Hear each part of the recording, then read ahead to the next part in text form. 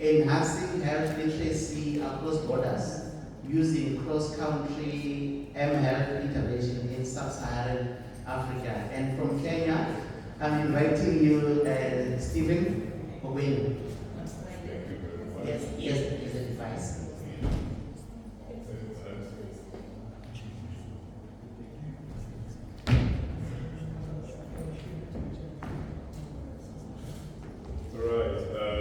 I hope you can hear me all right. My name is Ogweno Stephen. Let's test if this works first. Good. So my name is Ogweno Stephen. I come from Nairobi, Kenya. I'll be talking to you about a project that we did that was looking at how we can enhance health literacy across borders using cross-country health interventions in sub-Saharan Africa. So this was a research project done from the University of Manchester, Faculty of Biology, Medicine and Health, with my co-researcher, Dr. Roger Harrison from the Sterling Foundation, and we're presenting it here today. So I'll be talking to you through the introduction of the research, and then we'll move into methodology, some of the results that we found out, conclusions, and future recommendations. So as part of introductions to the study, so the context is that there is a rising burden of non-communicable diseases, and we see it in sub-Saharan Africa where now 1 in every 5 people are dying from non-communicable diseases, and across the world it's 1 out of every 4. So clearly there is a problem, there is a significant rise in non-communicable diseases. On the other hand, we are seeing that there isn't a lot of interventions that are being done to address this burden, and so when we're looking at the objective of the study, we wanted to investigate the feasibility and viability of using mHealth mHealth interventions as a tool for health promotion across multiple countries. We were focusing on assessing the feasibility and effectiveness of digital platforms in disseminating health promotion materials, and we did this research in Cameroon, Kenya, Nigeria, Uganda, and Zimbabwe. Ultimately, what we wanted to figure out is address a couple of questions. One was really looking at, could we use digital health communication to improve literacy? That was the first part of the research. And then the second part was, could we be able to actually improve literacy across these different countries using one similar project? And then we were looking at, are there any differences between countries that might make it difficult or easier to implement these multiple projects? And then finally, we really wanted to see whether it was possible for regional bodies or regional projects to really be able to adopt or implement digital health promotion programs across different countries and achieve similar results. So the first part of the methodology, this was done through the NCDs365 project, which is a research project that was recognized by the World Health Organization and the United Nations Youth Office as a project that was looking at how we move forward in terms of improving health communications. And the first part of the methodology, this was a multi-stage sampling technique where we first sampled countries where this project was being implemented, the NCDs365 project. And then after sampling countries, the project itself was implemented in 9 countries. But after sampling the countries, we ended up with 5 countries, which I mentioned there, which fit all of the inclusion criteria for the project to engage in the country, which means that the country must have had community-based organization leading the project, and that they must have started engaging in the project at the beginning of the year. So this was done in 2020. The first part of this project, which is where I'm presenting, the project goes to 2025, which is next year.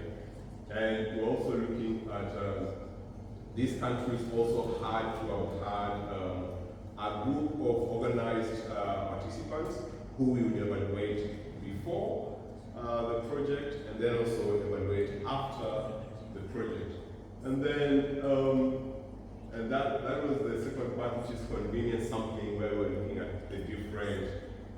participants of the study who were engaged in the project throughout. So as you might have guessed it, this is very much an implementation project, which is where an intervention was being implemented as the users were being studied, and we're studying literacy, we're studying behavior, we're also studying what are the outcomes that will come out of this research. Next, we did data collection via questionnaires, and the data was collected at the beginning of the study. So we identified individuals from these 5 countries who were engaged at the beginning of the study. They had answered a questionnaire which gathered their knowledge, their attitudes, their practice on different topics on non-communicable diseases. And then again, we followed them at the very end of the year, which is in 2020. We did another secondary, another sort of end of project survey, and then we compared the results. The second part of this methodology was how the project was implemented. So every day of the year 2020, we developed a poster that looked something like this, coupled with messages. These posters were shared across all social media platforms where the different study participants were involved in. So this was shared across Facebook, Instagram, Twitter, the NCDs365 mobile app, WhatsApp as well, and the website. So we used all the social media platforms and we were evaluating all of them to also see which are the best platforms to adopt if we're going to do a digital health promotion intervention. And then in terms of, so once the individuals every year were engaged with these messages, at the end of the year, we did the second questionnaire to them ourselves. And after that, we came to the data analysis piece where there was 2 approaches to this data analysis. We did a descriptive analysis to summarize the usage of different platforms, to summarize the knowledge that the individuals had, and also looking at access. And then we did comparative tests, the ANOVA and the Pushkalwalis test, to assess the differences in platform literacy, and also to test the different hypotheses of the markets, hypotheses of their objectives. The focus was primarily looking at these social media platforms. This came out as some of the more popular ones. So as we started to analyze, we started to narrow it down, which moves me nicely into results.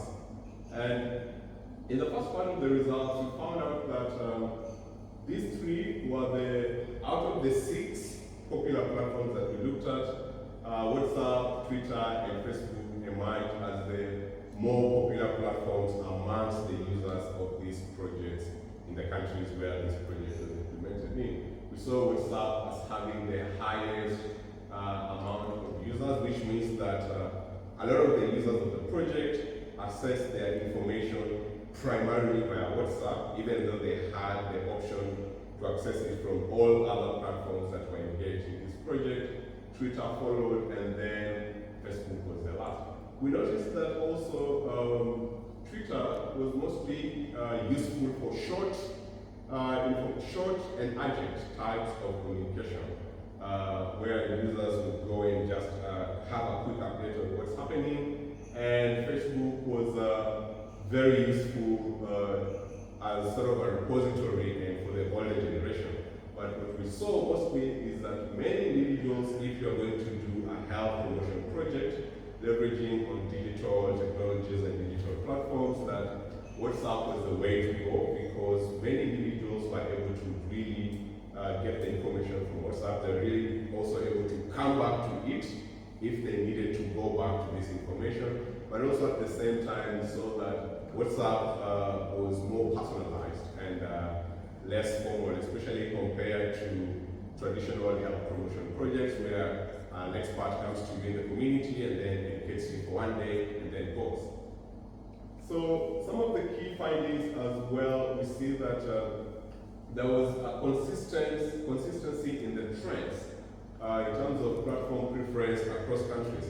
So remember, this is a research that is done in 5 countries, and across all of the 5 countries, the results were very similar to what you're seeing here on the screen, that WhatsApp was more popular because of those reasons, and Twitter for quick messages, and Facebook sort of as a repository, but mostly for the older generation. And then as we continue with the results, so by the way, if you go to the internet and you search NCDs365 on any of your browsers, you'll find more than 14 million messages which were shared, reshared, retweeted, commented on this project. So it shows you just how expansive the messaging was and how detailed the project was as well. So moving into the second part of the results, when we did the gender analysis, we wanted to see males compared to females, who were better at capturing this information. And the results were pretty interesting in the sense that in many research projects you see, in many traditional health research projects, you see that there is usually a big gap between the male and female and how they take up knowledge.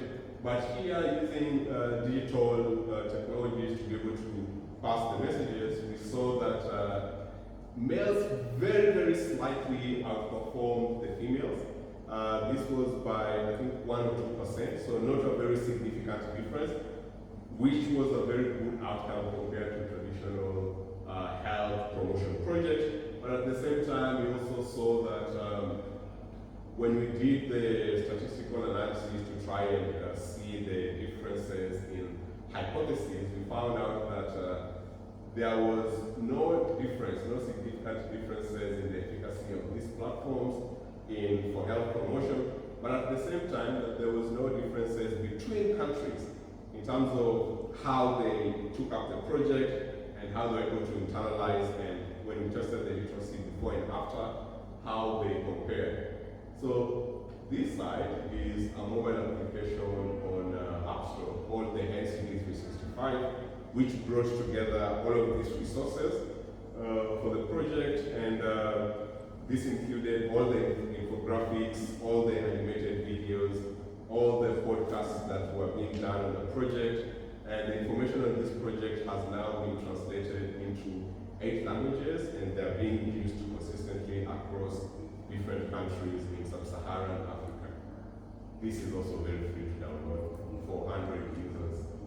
So in conclusion, there is a big promise when you're looking at mHealth as a way to improve literacy, as a way to bridge gaps, as a way to encourage positive health behavior across sub-Saharan Africa. We were able to literally prove with the research that mHealth could be a viable tool that enhances literacy across different countries. We're also able to find that if organizations are planning to leverage or to use digital health communication in their project, that WhatsApp is a platform that you should not sleep on, as it is the most popular platform amongst many users across the age divide, and it's also one of the ones that show to be the most popular amongst the different populations. And then in terms of policy, the research works to provide evidence-based insights for policymakers to optimize digital health strategies, foster collaborations in health promotion across borders. So that with the results, we found that we can now be able to go into regional organizations that are working in health, or regional health communities like the Commonwealth, and encourage them to implement cross-country health promotion projects without having to really go country by country and customize it for each country, which takes a lot more time and effort. Future recommendations. So for policymakers, we're looking at optimizing platform-specific health promotion strategies. So policymakers who are in positions where they can be able to develop projects that are using digital health platforms. The research provides a way to see what are the platforms that will be useful and what are the results that they can expect. And then on the regional level, the research really attempted to make a case for regional health promotion projects. As we say, especially in sub-Saharan Africa, we have a lot of similar problems across different countries. And if there are regional health organizations or regional committees of health, they could implement projects that cut across different regions, leveraging on digital health to be able to improve health literacy and health intervention. So the next steps in terms of someone interested in picking up after the research, we are looking at expanding the research to more countries, conducting longitudinal studies to assess the long-term impact of health interventions on literacy, and we are also actually looking at seeing how this could be adapted across different regions. Thank you very much, and I'll take up any questions. At this point, this is my website. If you want to be in touch, get a copy of the research, or also get to hear some of more insights of the research. And on the next screens after this is just different graphs that were showing the different analyses that went in. So if I just talk about these results, here we're looking at online communication platform per country and the comparison. You can see there that WhatsApp was popular in all of these countries where the research happened. When you look at Twitter, not as popular, and Facebook. Websites were the least popular of these platforms for health communication. This is the distribution of literacy across the different countries. So once we did the research and you are assessing, did they actually understand what non-communicable diseases, how do you treat them, how do you prevent them, in line with the questionnaire that is being asked. This is how the literacy curves were, and you can see that for the most part, it was skewed towards the right, which means that these people had more information on literacy, which also covered the majority of the populations across these different countries, with very few people having less literacy after the project has been implemented. And then lastly here, we are looking at the adjusted literacy levels for males and females. We can see very slight differences, 73 to 74, 77.3 to 77.37. And in some other countries, women, the female actually more literate than the males at the end of the study. And this was looking at the objective that was looking at the literacy between different countries, and it showed that there was no significant differences between these different countries, proving the case that it was actually possible to implement a similar health promotion project across different countries. So I'll leave it at that and ask if there is any questions from the audience, any clarifications and things like that. Otherwise, thank you very much. Thank you very much. A couple of hands, please, for you. We can take if there's any questions. Well done for the presentation. It was very interesting. What I wanted to ask is, maybe you said it and I missed it. Is this limited to physical health, literacy about physical health, or you included also mental health literacy? So this combined all the five. So it was literacy across non-communicable diseases. Mental health is the fifth, mental illnesses is the fifth non-communicable diseases. So this was literacy for both hypertension, diabetes, obesity, cardiovascular diseases, mental health as well, and how they present, how to treat them, and how to control them. So we educated individuals on these five major non-communicable diseases. We educated them on how they present.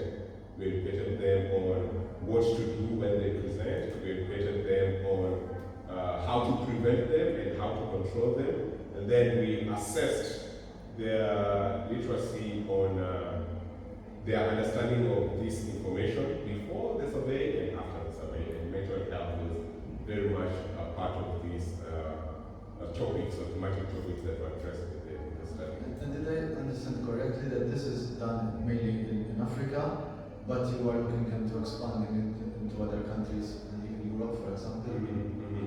Yes, so the project was done in sub-Saharan Africa, but yes, we're looking at ways of expanding it even into countries which we know face similar problems as well. Yeah. Thank you. Thank you. Any question? Oh, thank you.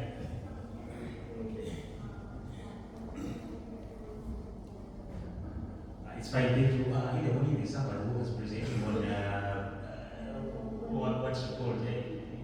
She was a colleague from India. Was talking about a lot of information on social media. So, so suppose you now want to scale up this one to other countries. How will the public now know which information to take and which not to take from the social media?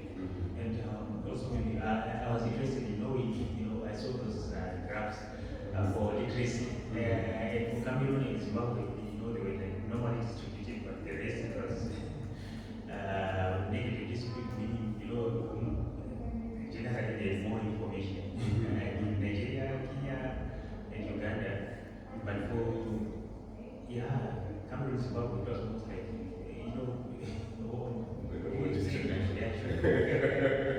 Why?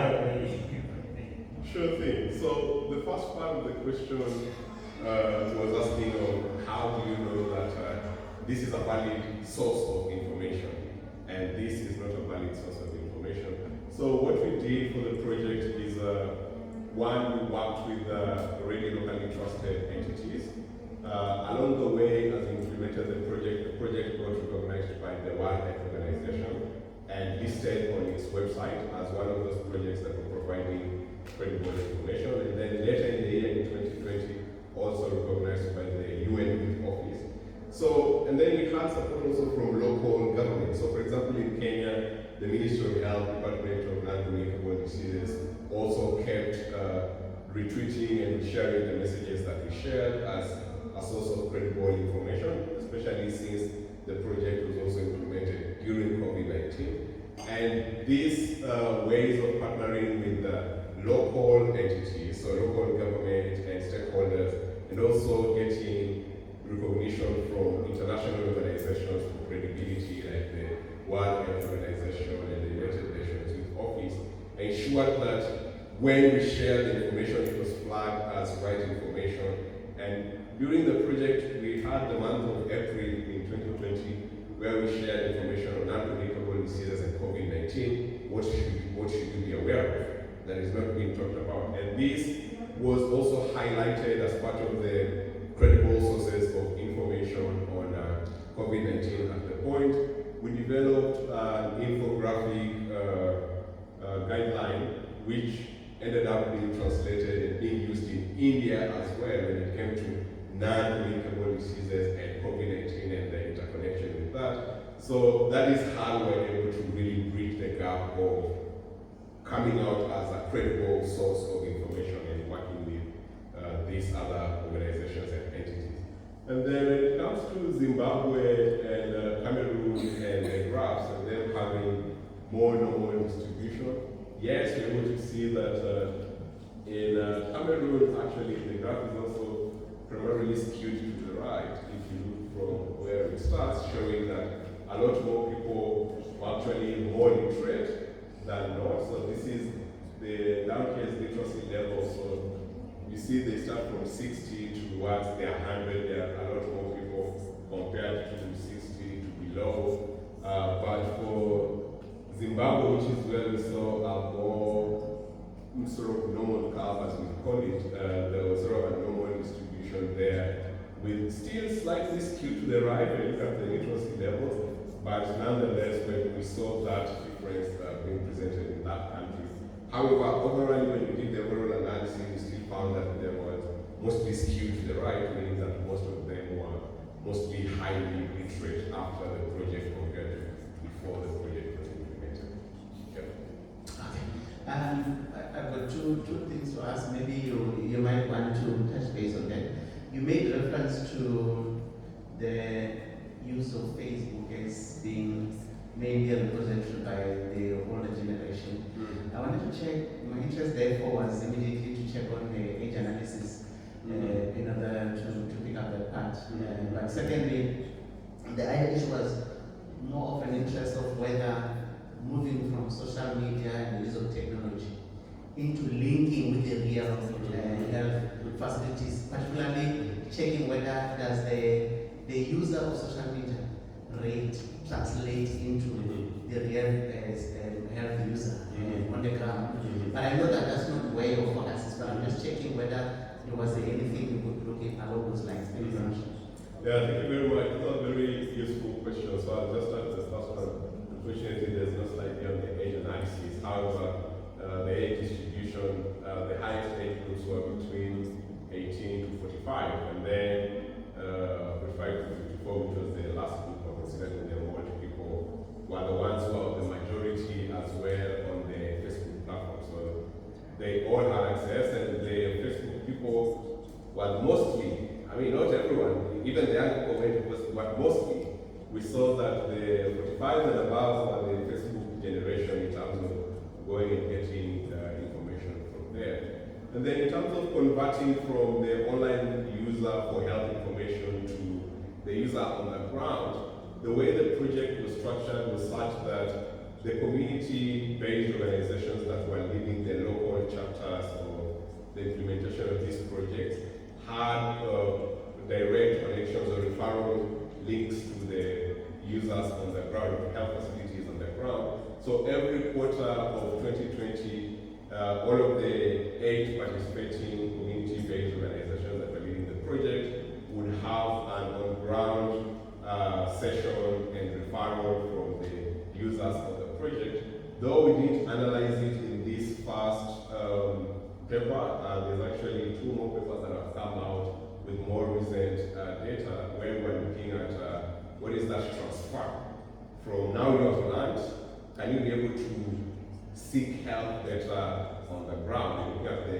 health seeking behavior change from learning online and connecting to the ground, and maybe we'll present that at the next Commonwealth conference. But yes, that was considered as part of the 5-year project, which is this project that actually ends next year. Thanks. A round of applause for him again. Thank you very much. Thank you very much.